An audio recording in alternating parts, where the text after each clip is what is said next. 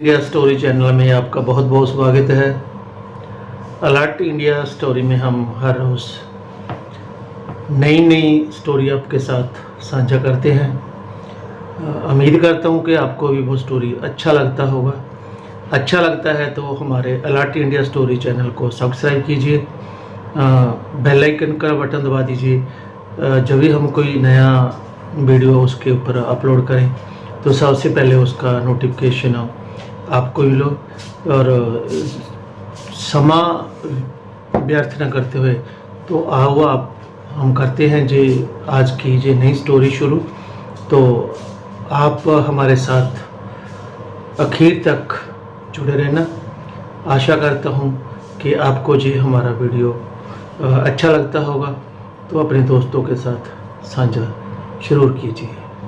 तो लो लीजिए फिर करते हैं जी ये आज की नई स्टोरी शुरू। एसपी मैडम साधारण कपड़ों में एक दुकान पर कपड़ा खरीदने जाती है, लेकिन वहां उनकी और दुकानदार की किसी बात पर झड़प हो जाती है। दुकानदार उन्हें धमकी देते हुए कहता है, आप या तो मेरी बात मान जाओ वरना मैं पुलिस को बुला लूंगा और फिर देख लेना, आपको जेल की हवा खानी पड़ेगी। यह सुनकर एसपी मैडम मुस्कुराकर कहती हैं, ठीक है, अगर ऐसी बात है तो आप पुलिस को ही बुला लो, वही आकर हमारा फैसला कर देगी। एसपी मैडम के मन में था कि पुलिस वाले उन्हें पहचान लेंगे और मामला वहीं सुलझ जाएगा। लेकिन जब पुलिस वाले आते हैं तो दुकानदार उनसे कुछ ऐसा कहता है जिसे सुनकर पुलिस वाले एसपी मैडम को अपने साथ लेकर जाने लगते हैं। यह देखकर एसपी मैडम हैरान हो जाती हैं कि पुलिस ने उन्हें नहीं पहचाना और उल्टा गलत का साथ दे रहे हैं। इसके बाद कहानी में कुछ ऐसा होता है जिसकी किसी ने कल्पना भी नहीं की होगी। पूरी कहानी की सच्चाई जानने के लिए वीडियो को अंत तक जरूर देखें। उत्तर प्रदेश के लखनऊ शहर में एक नई एसपी साहिबा कविता वर्मा की नियुक्ति होती है। कविता वर्मा अपनी ईमानदारी के लिए बहुत प्रचलित थीं। जहां भी जाती अपने ईमानदार काम से सबका दिल जीत लेती और उनकी ईमानदारी के चर्चे चारों तरफ फैले रहते। उनकी पोस्टिंग के एक ही दिन बाद उनका छोटा भाई उनसे मिलने आता है। उनके भाई की शादी होने वाली थी और वह अपनी बहन को शादी में अपने साथ ले जाना चाहता था। एसपी साहिबा का पूरा परिवार अभी तक लखनऊ में शिफ्ट नहीं हुआ था। कविता वर्मा अपने भाई को समझाने की कोशिश करती हैं, भाई कोई बात नहीं, तुम शादी कर लो, मैं बाद में किसी दिन आकर तुमसे मिल लूंगी। लेकिन उनका भाई कहता है, नहीं बहन, अगर आप शादी में नहीं आओगी तो मैं बिल्कुल भी शादी नहीं करूंगा। भाई बहन में बहुत प्यार था और इसी वजह से एसपी साहिबा अपनी व्यस्तता के बावजूद शादी में जाने के लिए राजी हो जाती हैं। वह अपने भाई से कहती हैं, ठीक है भाई, तुम चिंता मत करो, मैं जरूर तुम्हारी शादी में आऊंगी। यह सुनकर उनका भाई मान जाता है और शाम को अपने घर चला जाता है। एसपी साहिबा ने कह दिया था, ठीक है, कल शाम को मैं तुम्हारे यहां आ जाऊंगी, तुम कोई चिंता मत करो। अगले दिन सुबह सुबह एसपी साहिबा उठकर शादी में जाने की तैयारी करने लगती हैं। वह सोचती हैं, मैं शादी में जा रही हूं तो अच्छे कपड़े होने चाहिए। यही सोचकर वह अपनी पर्सनल गाड़ी लेती हैं और साधारण कपड़ों में बाजार में कपड़ों की खरीदारी करने निकल जाती हैं। पहले एसपी साहिबा कई बड़ी बड़ी दुकानों पर जाती हैं, लेकिन उन्हें कोई साड़ी पसंद नहीं आती। ऐसे ही घूमते घूमते वह एक और दुकान पर पहुंच जाती हैं जिसका नाम था सुरेश साड़ी भंडार। वहां पहुंचकर वह साड़ियां देखने लगती हैं। घर से निकले हुए उन्हें 2-3 घंटे हो चुके थे, लेकिन अभी तक कोई साड़ी पसंद नहीं आई थी। अंत में सुरेश साड़ी भंडार में उन्हें एक साड़ी पसंद आती है। एसपी साहिबा उस दुकानदार से उस साड़ी का भाव करने लगती हैं। दुकानदार कहता है, मैडम, हमारी दुकान का एक ही रेट है, आपने बाहर बोर्ड पर देखा होगा, इस साड़ी का दाम 33,500 रुपए है। एसपी साहिबा साड़ी देख चुकी थी और कहती हैं, ठीक है, कोई बात नहीं। वह अपने पास से 33,500 रुपए निकालकर दुकानदार को दे देती है। दुकानदार उन पैसों को गिनता है और गिनने के बाद उन्हें अपने पास रख लेता है। इसके बाद वह साड़ी को पैक करके एसपी मैडम को दे देता है। एसपी मैडम भी खुशी खुशी वहां से लौटने लगती हैं, क्योंकि उन्हें में जो चाहिए था वह मिल गया था। दुकान से बाहर निकलने के बाद एएसपी मैडम बाजार में और भी सामान खरीदने लगती हैं। जब वह दूसरी दुकान में खरीदारी कर रही थीं, उसी दौरान उनका थैला जिसमें साड़ी रखी थी गिर जाता है और साड़ी बाहर निकल आती है। साड़ी को देखते ही एएसपी मैडम को उसमें खासर नजर आता है। खासर का मतलब है कि कपड़े के अंदर बने धागों के गुच्छे जो कपड़े की गुणवत्ता को खराब कर देते हैं। एएसपी मैडम उसी दुकान में साड़ी को फैलाकर देखती हैं और पाती हैं कि साड़ी की कई जगहों पर खासर बने हुए हैं, जिससे उसकी खूबसूरती खराब हो गई है। इसके बाद एएसपी मैडम उस दुकान से जो सामान खरीदना था उसे खरीदकर दोबारा सुरेश साड़ी भंडार पर पहुंच जाती हैं। वहां पहुंचकर वह दुकानदार को साड़ी दिखाती हैं और कहती हैं, यह साड़ी रख लो और मुझे कोई दूसरी साड़ी दे दो। दुकानदार थोड़ी अनिच्छा से नाक भौं सिकोड़ता है, लेकिन मजबूरी में दूसरी साड़ी दिखाने लगता है। अब तक दुकानदार को नहीं पता था कि यह यहां की एएसपी है और एएसपी मैडम ने भी यह बात जाहिर नहीं की थी। इसके बाद एएसपी मैडम काफी देर तक दुकान के अंदर साड़ी ढूंढती रहती है, लेकिन उन्हें कोई भी साड़ी पसंद नहीं आती। जब उन्हें साड़ी पसंद नहीं आती तो वह दुकानदार से कहती हैं, अंकल जी, आपके यहां की कोई भी साड़ी मुझे पसंद नहीं आ रही। आप ऐसा करो, मुझे पैसे ही वापस दे दो, मैं किसी और दुकान से देख लूंगी। तभी दुकानदार पैसे लौटाने से मना कर देता है और दुकान में लगे एक छोटे से पर्चे की तरफ इशारा करता है, जिस पर लिखा था, बिका हुआ माल वापस नहीं होगा, केवल बदला जाएगा। एएसपी मैडम यह सुनकर हैरान हो जाती है। वह कहती हैं, अंकल ठीक है, लेकिन मैंने 33,500 की साड़ी खरीदी थी और उसमें कमियां निकली, इसमें आपकी भी तो गलती है। दुकानदार जवाब देता है, मैडम बहस मत करो, हमारे यहां का यह नियम है और हम इसे तोड़ नहीं सकते। एएसपी मैडम कहती हैं, ठीक है, बिका हुआ माल वापस नहीं होता, लेकिन मैं इसे अभी तक अपने घर भी नहीं लेकर गई हूं। यहां से बस साइड की दुकान पर गई थी और वहीं मुझे यह कमी नजर आई, तो इसे वापस करने में क्या बुराई है। लेकिन दुकानदार अपनी बात पर अडिग रहता है और कहता है, नहीं मैडम, यह साड़ी वापस नहीं होगी, आप चाहे जो कर लो। इसके बाद एएसपी मैडम कहती हैं, नहीं, यह साड़ी आपको वापस करनी होगी, वरना मैं यहां से नहीं जाने वाली। ऐसा कहकर वह दुकान में ही बैठ जाती है और साड़ी वापस करने के लिए आग्रह करने लगती हैं। जब दुकानदार देखता है कि यह महिला अपनी बात पर अड़ी हुई है और यहां से जाने वाली नहीं है, तो वह पुलिस को फोन करने की धमकी देता है। वह कहता है, या तो आप यहां से चली जाएं, वरना मैं पुलिस को बुलाकर आपको अंदर करवा दूंगा। आप यहां मेरे साथ गलत कर रही हैं और यहां सीसीटीवी कैमरे भी लगे हुए हैं। जब आपने एक बार सामान खरीद लिया तो यह वापस नहीं होगा। अगर आपको इसके बदले में कुछ और चाहिए तो आप ले सकती हैं, लेकिन पैसे वापस नहीं होंगे। एएसपी मैडम पुलिस का नाम सुनकर मुस्कुराती हैं और कहती हैं, ठीक है, तुम पुलिस को बुला लो, कोई बात नहीं, वही आकर हमारा फैसला कर देगी कि आप मुझे पैसे वापस दोगे या नहीं। दुकानदार, जो सोच रहा था कि पुलिस बुलाने से मामला सुलझ जाएगा, पुलिस को फोन करता है और अपनी समस्या बताकर उन्हें दुकान पर बुला लेता है। इसके बाद एएसपी मैडम सोचने लगती हैं, आने दो पुलिस को, आते ही वे मुझे पहचान लेंगे और फिर इस दुकानदार को डांटकर मेरे पैसे वापस दिला देंगे। इसी वजह से उन्होंने अभी तक यह जाहिर नहीं किया था कि वह एसपी हैं, क्योंकि वह देखना चाहती थीं कि पुलिस वाले यहां कैसा व्यवहार करते हैं और उन्हें पहचानते हैं या नहीं।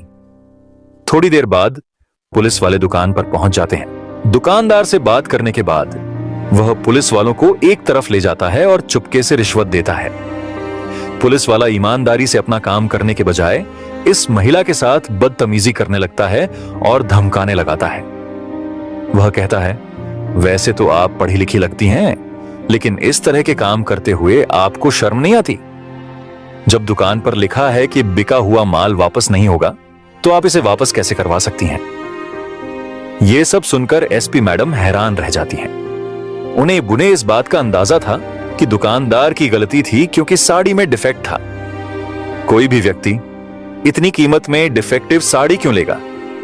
दुकानदार को या तो साड़ी वापस लेनी चाहिए थी या किसी तरह का समझौता करना चाहिए था, और अगर वह समझौता नहीं कर सकते थे तो पैसे वापस देने चाहिए थे। यह सब देखकर एसपी साहिबा हैरान हो जाती हैं, खासकर इस बात से कि पुलिस वाले उल्टा उन्हें ही दोष दे रहे हैं और यह भी नहीं पहचान रहे कि वह यहां की एसपी हैं। एसपी साहिबा इस खेल को जारी रखना चाहती हैं, इसीलिए वह दरोगा को समझाने लगती है। वह कहती हैं, साहब, मैं कहां गलत हूं? यहां पर यह दुकानदार गलत है और आपको इसके खिलाफ एक्शन लेना चाहिए। मेरे पैसे वापस करवा दीजिए। इस साड़ी में दोष है तो मैं इसे क्यों लूंगी?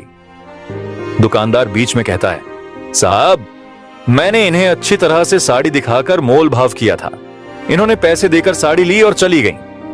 अब यह वापस आई हैं, हो सकता है कि साड़ी बदल कर ले आई हो। एसपी साहिबा को यह सुनकर गुस्सा तो बहुत आता है, लेकिन वह अब भी देखना चाहती है कि मामला कैसे आगे बढ़ता है। वह दरोगा से कहती है, साहब देखिए, यह वही साड़ी है और यह उसी दुकान का थैला है। अगर आपको विश्वास नहीं है तो साइड वाली दुकान तक मैं गई हूं और आप यहां के सीसीटीवी कैमरे की रिकॉर्डिंग निकाल सकते हैं। दरोगा, जो मामले को जल्द से जल्द रफा दफा करना चाहता है, एसपी साहिबा पर चिल्लाने लगता है। वह कहता है, आपको शर्म नहीं आती? देखने से तो आप पढ़ी लिखी लग रही हैं, फिर भी ऐसे काम कर रही हैं। हो सकता है आपने साड़ी बदल दी हो, जैसा दुकानदार कह रहा है। अगर आपने ज्यादा परेशान किया तो मुझे आपको गिरफ्तार करना पड़ेगा। यह सुनकर एसपी साहिबा गुस्से में आ जाती हैं, लेकिन फिर भी चुप रहती हैं। वह कहती हैं, ठीक है साहब, अगर ऐसी बात है तो आप मुझे अंदर बंद कर दो। मैं भी तो देखूं, आप मुझे बिना वजह कैसे बंद कर सकते हो? यह बात सुनकर दरोगा चुप हो जाता है, लेकिन वह अपने हवलदार से कहता है, इसे पकड़कर जीप में बैठाओ और इसे लेकर चलते हैं। लेकिन तभी एसपी साहिबा कह देती हैं, आप वैसे तो कानून के रक्षक हो, लेकिन आपको इतना भी नहीं पता कि किसी महिला को गिरफ्तार करते वक्त एक महिला पुलिस होनी चाहिए। उसके बाद ही आप महिला को गिरफ्तार कर सकते हो। अब यह बात सुनकर दरोगा और भी चिढ़ जाता है, लेकिन तब तक वहां पर थोड़ी भीड़ इकट्ठा हो गई थी। इसी वजह से दरोगा अपनी फीमेल फोर्स को बुलाता है। जैसे ही वहां पर महिला कांस्टेबल आती है तो उसके बाद वह एसपी साहिबा को पकड़कर जीप में बैठा लेता है। बाजार में सभी लोग यह सब कुछ देख रहे थे, लेकिन पुलिस के सामने भला कौन बोलेगा? यही सोचकर सब लोग चुप रहते हैं और एसपी साहिबा को वहां से ले जाया जाता है। जैसे ही एसपी साहिबा थाने में पहुंचती हैं, तो थाने के अंदर एक पुलिस वाला था जो एसपी मैडम को अच्छी तरह से जानता था। कुछ दिनों पहले एसपी साहिबा के यहां पर ही उसकी ड्यूटी थी और एसपी साहिबा की ईमानदारी के लिए वह पूरी तरह से चर्चित थीं।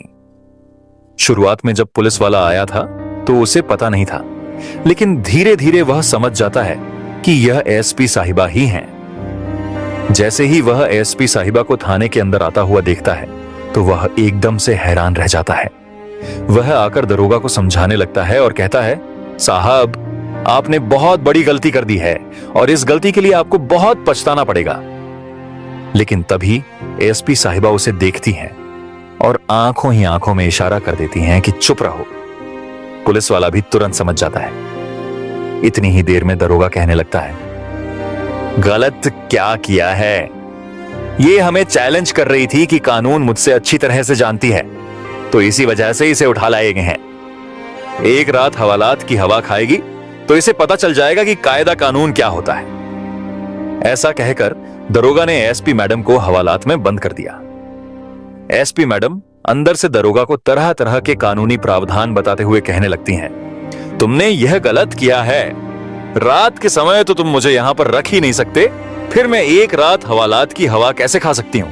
यह सब सुनकर दरोगा का गुस्सा और भी बढ़ जाता है और वह चिल्लाकर कहता है, या तो तू चुप हो जा, वरना मैं कुछ महिला कांस्टेबल को भेजकर तेरी अच्छी तरह से पिटाई करवा दूंगा। एसपी साहिबा इससे भी आगे बढ़कर उसे जवाब देती हैं, ऐसे भला कैसे तुम कर सकते हो? अगर हिम्मत है तो करके दिखाओ। अब दरोगा का गुस्सा 7वें आसमान पर होता है। इस समय एक पुलिस वाला जो एसपी साहिबा को पहचानता था, यह सब देख रहा था। दरोगा गुस्से में आकर महिला कांस्टेबल को आदेश देता है, इसे अच्छे से सबक सिखा दो। जैसे ही महिला कांस्टेबल लॉकअप के अंदर जाने लगती है, एसपी साहिबा उन्हें रोक देती हैं और कहती हैं, खबरदार, अगर एक कदम भी आगे बढ़ाया। इसके बाद वह अपना आई कार्ड निकालकर महिला कांस्टेबल्स के सामने लटका देती है। जैसे ही महिला कांस्टेबल आई कार्ड देखती हैं, वे पूरी तरह से हैरान हो जाती हैं और जोरदार सल्यूट एसपी साहिबा को मारती हैं। यह सब देखकर दरोगा पूरी तरह से कंफ्यूज हो जाता है। जब लॉकअप का दरवाजा खुलता है तो एसपी साहिबा, जिसे अब तक मुजरिम समझा जा रहा था, उस लॉकअप से बाहर आ जाती है। बाहर आने के बाद वह दरोगा को धमकाना शुरू कर देती है। दरोगा जब यह देखता है कि महिला कांस्टेबल ने एसपी साहिबा को सल्यूट किया और अब वे उसे धमका रही है, तो उसे समझ में आ जाता है कि हो सकता है यह इस जिले की नई एसपी साहिबा हो। तभी वह पुलिस वाला, जो एसपी साहिबा को पहले से जानता था, सबको उनके बारे में बताता है और कहता है कि वह कितनी ईमानदार और कर्तव्यनिष्ठ अधिकारी हैं। एसपी साहिबा की बात सुनकर थाने के अंदर जितने भी पुलिस वाले थे, जो उन्हें अब तक नहीं पहचान रहे थे, वे सभी एकदम से उन्हें सल्यूट मारते हैं। दरोगा, जो अब तक सब कुछ देख रहा था, उसकी पतलून गीली हो जाती है और वह परेशान होकर एसपी साहिबा के पैर पकड़कर माफी मांगने लगता है। वह कहता है, मैडम, मुझे माफ कर दो, मुझसे बहुत बड़ी गलती हो गई है और आगे से ऐसा कुछ नहीं होगा। लेकिन एसपी साहिबा उसे उठाती हैं और कहती हैं, नहीं, आपने गलती नहीं की है, आपने पूरी ईमानदारी से अपना काम किया है। मैंने वो भी देखा था जब उस दुकानदार ने आपकी जेब में सामान डालने की कोशिश की थी। आपने ईमानदारी से काम किया, इसलिए आपको माफी मांगने की जरूरत नहीं है। तुम बहुत ही ईमानदार हो, लेकिन तुम्हारी ईमानदारी रिश्वतखोरी के प्रति है, न कि सरकार के प्रति। यह सुनकर वह पुलिस वाला और भी ज्यादा शर्मिंदगी महसूस करता है और माफी मांगने लगता है। एसपी साहिबा कहती हैं, यह कोई गलती नहीं थी, तुमने गुनाह किया है और इस गुनाह की सजा तुम्हें जरूर मिलेगी। फिर एसपी साहिबा फोन मिलाती हैं और उच्च अधिकारियों को बुलाती हैं। उन्हें बुलाने के बाद वह दरोगा की सारी करतूत बताती हैं और कहती हैं, फौरन से फौरन इस पर कार्रवाई होनी चाहिए। लेकिन तभी उच्च अधिकारी कहते हैं, मैडम, इनको छोड़िएगा मत। उच्च अधिकारी की बात सुनकर एसपी साहिबा थोड़ी देर के लिए सोच विचार करती हैं। फिर अचानक उन्हें याद आता है उस दुकान में लगे सीसीटीवी कैमरों का जिक्र, जो दुकानदार ने एसपी साहिबा को धमकी देते हुए कहा था। उसने कहा था, इस दुकान में सीसीटीवी कैमरे लगे हैं और तुम्हारी हरकतें पुलिस वालों को मिल जाएंगी। एसपी साहिबा को यह मौका मिल जाता है और वह तुरंत उस पुलिस वाले के साथ दुकान पर जाती हैं। वहां वह दुकान के मालिक से सीसीटीवी फुटेज की मांग करती हैं। सबसे पहले एसपी साहिबा अपना आई कार्ड दिखाती हैं और पुलिस वाले का परिचय दुकानदार को देती हैं। जैसे ही दुकानदार यह सुनता है, वह थर थर कांपने लगता है और हाथ जोड़कर माफी मांगने लगता है। दुकानदार हाथ जोड़कर कहता है, मैडम, मुझे माफ कर दो, मुझसे बहुत बड़ी गलती हो गई है और मैं तो कुछ और ही समझ रहा था। अभी तक कुछ लोग वहां बैठे हुए थे जिन्होंने यह सब होते हुए देखा था। वे यह सब देखकर बड़े हैरान हो जाते हैं कि जिस पुलिस वाले ने आज गलत किया है और पुलिस से पकड़वाया है, वह पुलिस की ही बहुत बड़ी अधिकारी है। इसके बाद वह लोग इस बात को चारों तरफ फैला देते हैं। महिला एसपी उस दुकान से सीसीटीवी की रिकॉर्डिंग लेने के लिए कहने लगती हैं। दुकानदार उन्हें सीसीटीवी की रिकॉर्डिंग दे देता है और इसके बाद हाथ जोड़कर उनसे माफी मांगता है। कहता है, मैडम, मुझे माफ कर देना, मुझसे बहुत बड़ी गलती हो गई है, आगे से ऐसा कुछ भी आपको देखने को नहीं मिलेगा।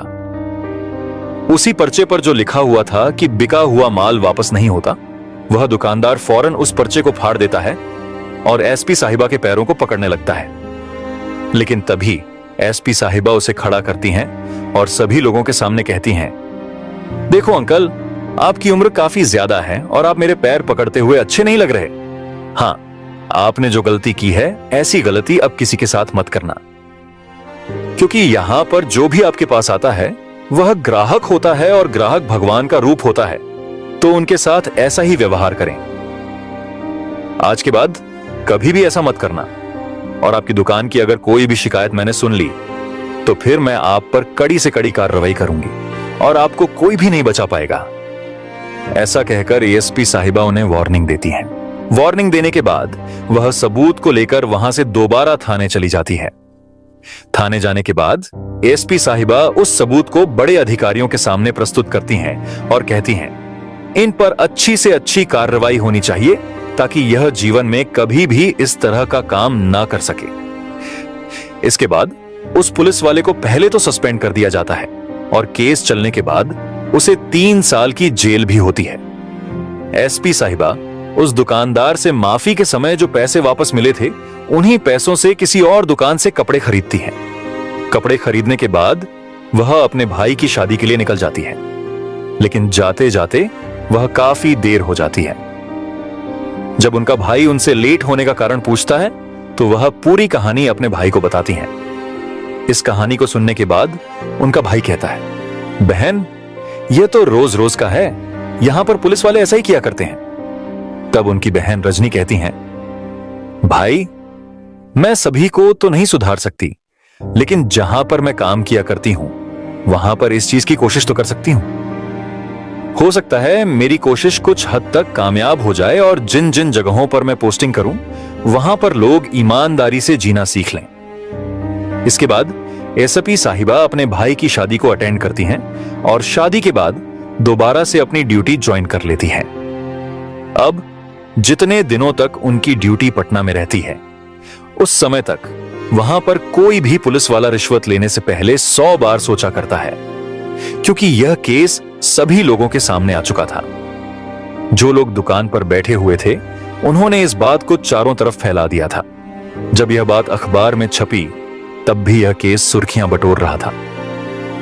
लोग इस बात को देखकर बहुत ज्यादा सतर्क हो गए थे। दोस्तों, यह थी आज की कहानी, जहां पर एक महिला एसपी दुकानदार से कपड़े खरीदने जाती हैं, लेकिन वहां से उसे पुलिस पकड़ लेती है। सच्चाई और ईमानदारी की राह पर चलना हमेशा आसान नहीं होता, लेकिन यह राह ही हमें सही मंजिल तक पहुंचाती है। आज की कहानी एक ऐसी महिला एसपी की है जिसने न केवल अपने कर्तव्य को निभाते हुए न्याय किया, बल्कि समाज को एक महत्वपूर्ण संदेश भी दिया। ईमानदारी, कर्तव्य निष्ठा और सच्चाई के बल पर उन्होंने दिखाया कि अगर हम अपने कार्यों में अडिग रहें तो समाज में बदलाव संभव है। दोस्तों, इस कहानी के बारे में मेरी राय यह है कि हाँ, यह हमें सिखाती है कि ईमानदारी और कर्तव्य के प्रति निष्ठा कितनी महत्वपूर्ण होती है। अगर हम सभी अपने काम में ईमानदार रहें और न केवल दूसरों बल्कि खुद से भी न्याय करें, तो समाज में बदलाव लाया जा सकता है। यह कहानी यह भी बताती है कि एक व्यक्ति अकेले भी बदलाव ला सकता है, अगर वह दृढ़ निश्चय और ईमानदारी से काम करता है। दोस्तों, कोई भी व्यक्ति, चाहे वह किसी भी पद पर क्यों ना हो, अगर वह अपने कर्तव्यों के प्रति निष्ठावान हो तो वह अकेले ही बड़े परिवर्तन ला सकता है। एसपी रजनी की तरह अगर हम सभी अपने जीवन में ईमानदारी और सच्चाई को अपनाएं तो हम न केवल खुद को बेहतर बना सकते हैं, बल्कि अपने आसपास के समाज में भी सकारात्मक बदलाव ला सकते हैं। हमें अपने कार्यों में सच्चाई और ईमानदारी से कभी समझौता नहीं करना चाहिए। इस तरह की कठिनाइयों से सीख लेकर अपनी राह को और बेहतर बनाना चाहिए। अगर आपको यह कहानी पसंद आई हो तो कृपया वीडियो को लाइक करें और हमारे चैनल को सब्सक्राइब करें। आपकी यह छोटी सी पहल हमें और बेहतर सामग्री बनाने के लिए प्रेरित करती है। हमारा उद्देश्य न केवल आपका मनोरंजन करना है, बल्कि आपको जीवन से जुड़े महत्वपूर्ण सबक भी सिखाना है, जो आपके जीवन में सकारात्मक बदलाव ला सकते हैं। जहां भी रहिए, सचेत, जागरूक और सुरक्षित रहिए। हमें अपना समय देने के लिए आपका बहुत बहुत धन्यवाद। तो आइए, इस कहानी से प्रेरणा लेते हुए हम सब अपने अपने क्षेत्र में सच्चाई और ईमानदारी को अपनाएं और समाज में एक नई रोशनी फैलाएं।